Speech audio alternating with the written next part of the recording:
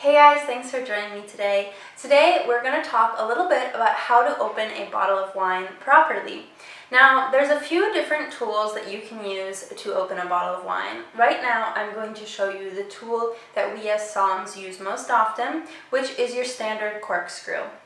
I actually have two versions of this corkscrew, which they're really the same. They have the same functions.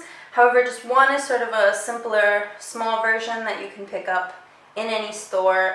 It's made of plastic and metal, and the other one is just a little fancier. It was actually a gift that is metal and wood. Now, both corkscrews have the exact same little tools attached to them, okay?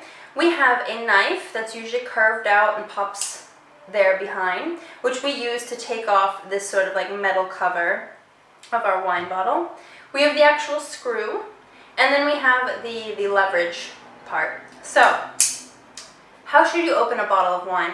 Well, we're taught as somms that when you present a bottle to somebody, you should always have the label facing outwards, okay? This is to show whoever purchased the bottle or who chose the bottle, the producer, the name of the wine, the vintage, all the information is going to be there. So we always keep that facing our guests, or if we're at a restaurant, who we're attending to. Then what you're going to do is you're going to take your corkscrew. First you take this little knife, okay?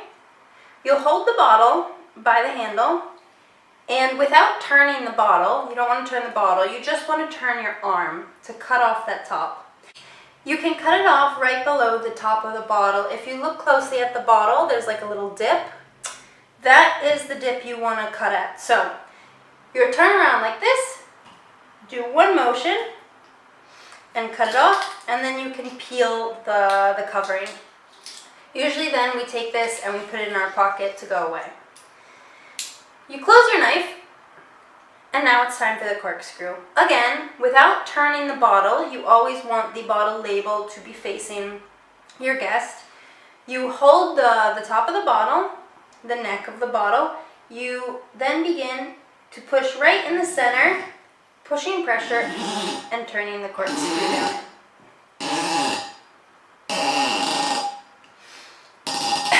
Now, you don't want the corkscrew to go all the way through the cork because this could push out some of the cork and end up in your wine.